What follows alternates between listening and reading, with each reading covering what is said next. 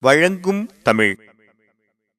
சென்னை வானொலி நிலையத்தில் உள்ள ஒலிப்பதிவு அரங்கிலிருந்து தமிழ்ச்செல்வி வெளியே வந்தாள். வெளியில் காத்திருந்த அவளுடைய பெற்றோர் மகிழ்ச்சியோடு அவளை அணைத்துக் கொண்டனர். நன்றாக பாடினாய் செல்வி என பாராட்டினார் தந்தை. மூவரும் எதிரில் உள்ள மெரினா கடற்கரைக்குச் சென்றனர். நொச்சிக்குப்பம் என்னும் பெயர் பலகை அவர்களை வரவேற்றது. அஃது ஒரு மீனவர் குப்பம். அங்கே சிறு சிறு குடிசைகள். சில்லென்ற கடற்காற்று வீசியது. அங்கு வாழும் மீனவர் விடியற்காலையிலேயே எழுந்து கடலில் மீன் பிடிக்கச் செல்கின்றனர். கட்டுமரங்களும் விசை படகுகளும் வலைகளுமே அவர்களுடைய வாழ்க்கைக்கு பெருந்துணை. மீனவர்கள் கடலில் பிடித்து வந்த மீன்களை மீனவ பெண்கள் கூறு கட்டி விற்கிறார்கள். அவர்களது பேச்சு மொழியில் சோறு, குழம்பு, சாறு, மாவுச்சோறு, தட்டம், பானை, அகப்பை, அரிவாள்மனை, சுள்ளி, திரி, மிளகு தண்ணீர், வலை, படகு, கட்டுமரம், துடுப்பு, காய்ச்சல், கக்கல், கழிச்சல், மருத்துவச்சி, ராப்பொழுது, கூவுதல், சாயங்காலம், ஆய்தல், தடி முதலிய தூய தமிழ்ச்சொற்கள் உள்ளன. அவர்களின் குழந்தைகள் பாண்டி, கோலி, கில்லி, சடுகுடு ஆகிய எளிய விளையாட்டுகளை ஆர்வத்துடன் விளையாடுகின்றனர். கிளிஞ்சல்களை வைத்து பல்லாங்குழி என்னும் தமிழர்களின் பண்டைய ஆட்டத்தையும் ஆடுகின்றனர். சிறு சிறு சங்குகளால் ஆன மாலைகளை கழுத்தில் விரும்பி அணிகின்றனர். மீனவ மக்களுக்கு எப்போதுதான் ஓய்வு? கடல் கொந்தளிக்கும் நாள்களிலும் விடாது மழை பெய்யும் நாள்களிலும் அவர்கள் வீட்டில் ஓய்வெடுத்துக் கொள்கிறார்கள். அப்போதும் மீன்பிடி வலைகளையும் கட்டுமரங்களையும் செப்பம் செய்கிறார்கள். குடிசைகளில் வயது முதிர்ந்த பெரியவர்கள் மாலை வேளைகளில் தங்கள் பேரக் குழந்தைகளுக்கு இனிய கதைகள் சொல்லுகிறார்கள். ஆடித்திங்கள் முழுநிலா நாளில் கடற்கண்ணிக்கு பொங்கலிடுவார்கள்.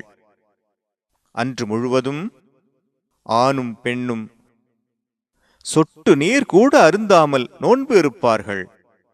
மாலையில் முழுமதியை கண்டபின் பொங்கலை படைப்பார்கள். தை முதல் நாள் கொண்டாடப்படும் பொங்கல் திருநாள் அவர்களின் பெரிய திருவிழா ஆகும். காணும் பொங்கல் நாளை அவர்கள் கரும்பு திருவிழா என கொண்டாடுகிறார்கள். ஆவணி திங்கள் கடைசி ஞாயிறன்று எல்லையம்மன் திருக்கோவிலில் விழா நடத்துவார்கள். விழாவின் போது சிலம்பாட்டம், புலியாட்டம் முதலிய நாட்டுப்புற வீர விளையாட்டுகளை விளையாடுவர். வீட்டுக்கு ஒருவர் பால்குடம் எடுப்பதும் கரகம் எடுப்பதும் அவர்களின் வழக்கமாக உள்ளது. அவர்களின் குடிசைகளுக்கு அருகில் கம்பீரமாய் நிற்கிறது கலங்கரை விளக்கம். அதனுள் இருந்து வெளிவரும் ஒளி தொலைவிலிருந்து வரும் கப்பல்கள் கரை சேர வழிகாட்டுகிறது. மீனவர் மொழி தூய்மையும் இன ஒற்றுமையும் கொண்டு வாழ்வது தமிழுக்கும் தமிழ் இனத்துக்கும் பெருமை சேர்ப்பதாக உள்ளது. அவர் தம் தன்னம்பிக்கையும் விடாமுயற்சியும் கடுமையான உழைப்பும் அனைவருக்கும் கலங்கரை விளக்கமாய் வழிகாட்டுகின்றது. மீனவர்களின் வாழ்க்கை முறையை அறிந்து மகிழ்ந்த தமிழ்ச்செல்வியின் குடும்பத்தினர் வீடு திரும்பினர். மீனவர் தம் பேச்சு முறை, பழக்க வழக்கங்கள், வழிபாட்டு முறைகளை நினைத்து நினைத்து பெருமை கொண்டனர். அகர முதலியை பார்த்து பொருள் எழுதுக. குப்பம் மீனவர் வாழிடம். தட்டம் தட்டு. சுள்ளி காய்ந்த சிறு விறகு. ராப்பொழுது இரவு.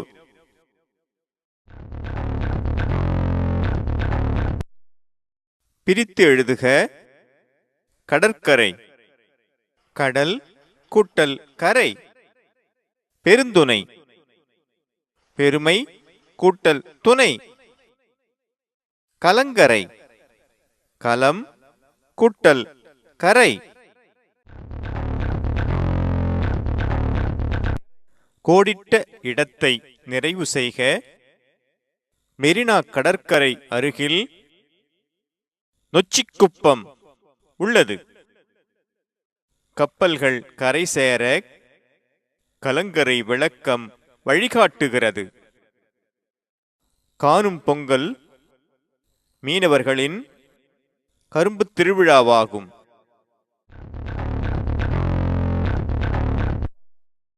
விடை எழுதுக. மீனவர் வாழ்க்கைக்கு பெருந்துணையாக அமைபவை எவை? கட்டுமரங்கள், விசைப்படகுகள், வலைகள் போன்றவை மீனவர் வாழ்க்கைக்கு பெருந்துணையாக அமைபவை. மீனவ மக்கள் பேசும் தூய தமிழ்ச் சொற்கள் யாவை? சோறு, குழம்பு, சாறு, மாவுச்சோறு, தட்டம், பானை, அகப்பை, அரிவாள்மனை, சுள்ளி, திரி. மிளகு தண்ணீர், வலை, படகு, கட்டுமரம், துடுப்பு, காய்ச்சல், கக்கல், கழிச்சல், மருத்துவச்சி, ராப்பொழுது, கூவுதல், சாயங்காலம், ஆய்தல், தடி ஆகியவை மீனவ மக்கள் பேசும் தூய தமிழ்ச் சொற்கள் ஆகும். குப்பத்துச் சிறுவர்கள் விளையாடும் விளையாட்டுகள் யாவை? பாண்டி, கோலி, கில்லி, சடுகுடு, பல்லாங்குழி ஆகியவை குப்பத்துச் சிறுவர்கள் விளையாடும் விளையாட்டுகள் ஆகும். ஆடித்திங்களில் மீனவ மக்கள் கொண்டாடும் விழாவை விவரிக்க. ஆடித்திங்கள் முழுநிலா நாளில் கடல் கன்னிக்கு பொங்கலிடுவார்கள்.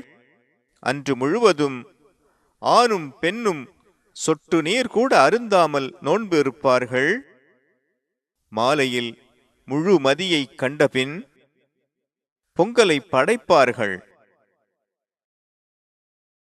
கோடிட்ட இடத்தில் உரிய சொல்லை தேர்ந்தெடுத்து எழுதுக. மயில் மிகவும் அழகான பறவை. மயிலுக்கு நீல நிற கழுத்து உள்ளது. சில மயில்கள் வெள்ளை நிறமாகவும் இருக்கும். மழை மேகத்தை பார்த்தவுடன் நடனமாடும். ஆண் மயிலுக்கு தோகை உண்டு. மயில் நம் நாட்டின் தேசிய பறவை.